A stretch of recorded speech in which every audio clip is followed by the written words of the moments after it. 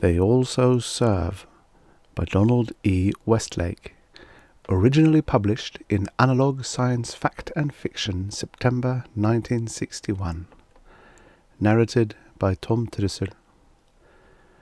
Why should people hate vultures? After all, a vulture never kills anyone. The launch carrying the mails, supplies and replacements eased slowly in towards the base, keeping the bulk of the moon between itself and Earth. Captain Ebor, seated at the controls, guided the ship to the rocky, uneven ground with the easy carelessness of long practice, then cut the drive, got to his walking tentacles, and stretched. Donning his spacesuit, he left the ship to go over to the dome and meet Darkwolnoy, the base commander. An open ground car was waiting for him beside the ship. The driver, encased in his spacesuit, crossed tentacles in a sloppy salute, and Ebor returned the gesture quite as sloppily. Here on the periphery, caste formalities were all but dispensed with. Ebor stood for a moment and watched the unloading. The cargo crew, used to working in spacesuits, had one truck already half full. The replacements, unused to spacesuits, and, in addition, awed and a bit startled by the bleakness of this satellite, were moving awkwardly down the ramp. Satisfied that the unloading was proceeding smoothly, Ebor climbed aboard the ground car, awkward in his suit, and settled back heavily in the seat to try to get used to gravity again. The gravity of this moon was slight, of course, barely 1/6 the gravity of the home world or most of the colonies, but it still took getting used to after a long trip in free fall. The driver sat at the controls, and the car jerked into motion. Ebor, looking up, noticed for the first time that the dome wasn't there anymore. The main dome, housing the staff and equipment of the base, just wasn't there. And the driver, he now saw, was aiming the car toward the nearby crater wall. Extending two of his eyes till they almost touched the faceplate of his helmet, he could see activity at the base of the crater wall and what looked like an airlock entrance. He wondered what had caused the change, which had obviously been done at top speed. The last time he'd been here, not very long ago, the dome had still been intact, and there had been no hint of any impending move underground. The driver steered the car into the open airlock, and they waited until the first cargo truck had lumbered in after them. Then the outer door closed, the pumps were turned on, and in a minute the red light flashed over the inner door. Ebor removed the spacesuit gratefully, left it in the car, and walked clumsily through the inner door into the new base. A good job had been done on it, for all the speed. Rooms and corridors had been melted out of the rock, the floors had been carpeted, the walls painted, and the ceiling lined with light panels. All of the furnishings had been transferred here from the original dome, and the result looked, on the whole, quite livable. As livable as the dome had been, at least. But the base commander, Darkwolnoy, waiting for his old friend Ebor near the inner door of the lock, looked anything but happy with the arrangement. At Ebor's entrance, he raised a limp tentacle in weary greeting and said, "Come in, my friend, come in. Tell me the new jokes from home. I could use some cheering up."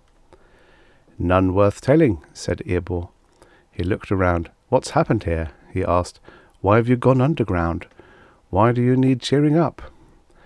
Darkwolnoy clicked his eyes in despair. "Those things," he cried. "Those annoying little creatures on that blasted planet up there." Ebor repressed an amused ripple.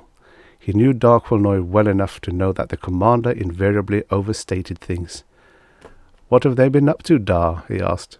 "Come on, you can tell me over a hot cup of restno." "I've been practically living on the stuff for the last 2 dren," said Darkwolnoy hopelessly. "Well, I suppose another cup won't kill me. Come on to my quarters."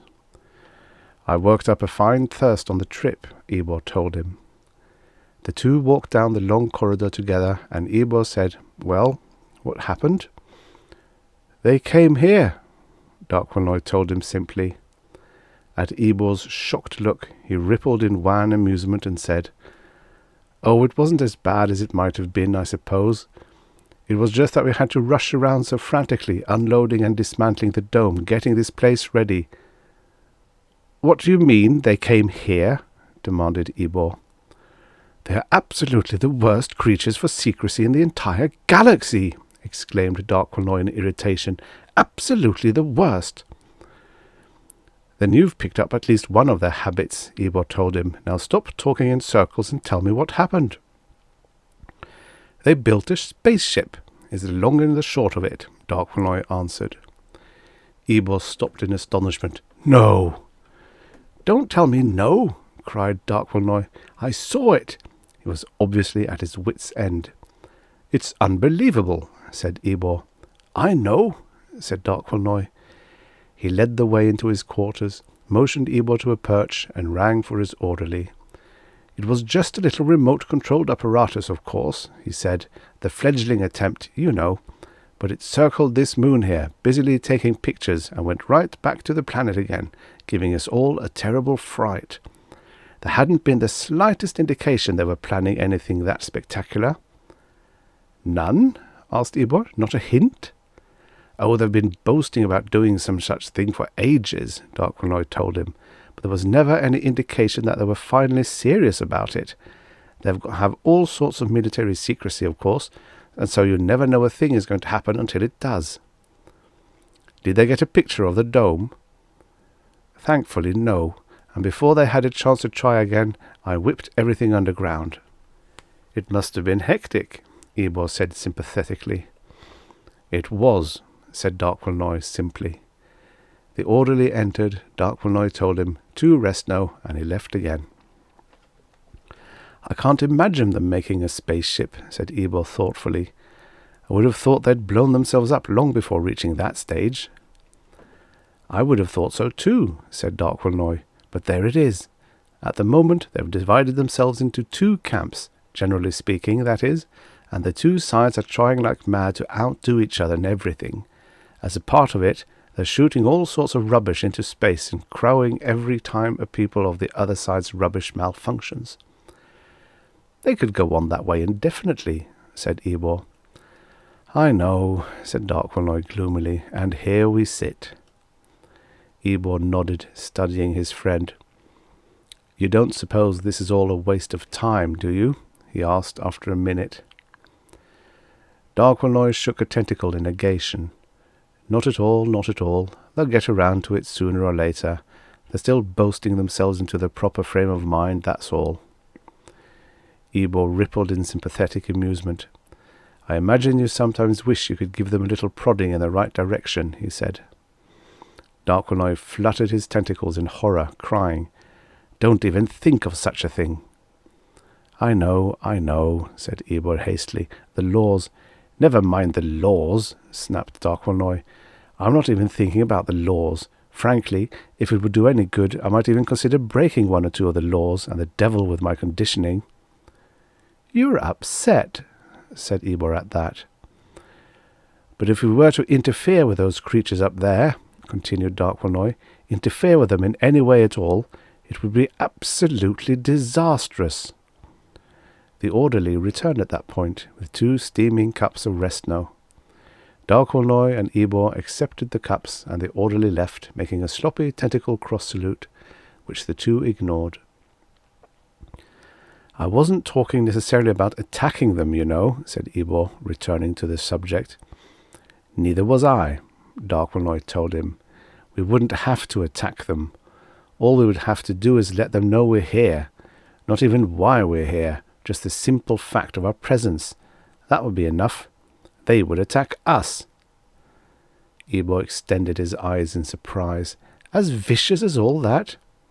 Chilling, Darkwanoi told him. Absolutely chilling. Then I'm surprised they haven't blown themselves to pieces long before this. Oh well, said Darkwanoi. You see, they're cowards too. They have to boast and brag and shout a while before they finally get to clawing and biting at one another. Ebor waved a tentacle. Don't make it so vivid. Sorry, apologized Darkwanoi. He drained his cup of restno. Out here, he said, living next door to the little beasts day after day, one begins to lose one's sensibilities.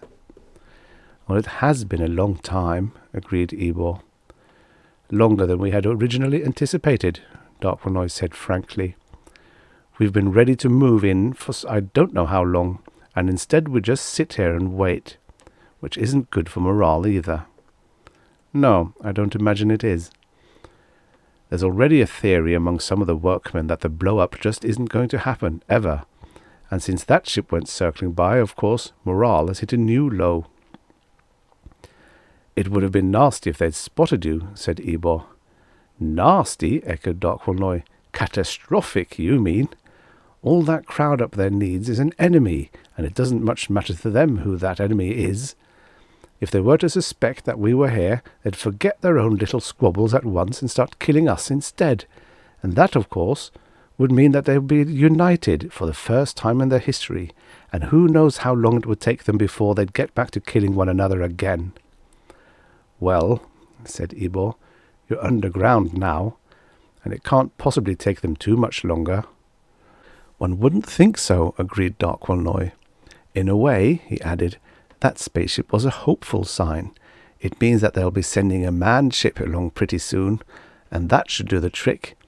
As soon as one side has a base on the moon, the other side is bound to get things started. A relief for you, eh? Said Ebor. You know, said Darkwood thoughtfully, I can't help thinking I was born in the wrong age. All this scrabbling around, searching everywhere for suitable planets. Back when the universe was younger, there were lots and lots of planets to colonize. Now the old problem of half-life is taking its toll, and we can't even hope to keep up with the birth rate anymore. If it weren't for the occasional planets like that one up there, I don't know what we'd do. Don't worry, Ebor told him. They'll have their atomic war pretty soon, and leave us a nice high-radiation planet to colonize. I certainly hope it's soon, said Darkwood. This waiting gets on one's nerves. He rang for the orderly.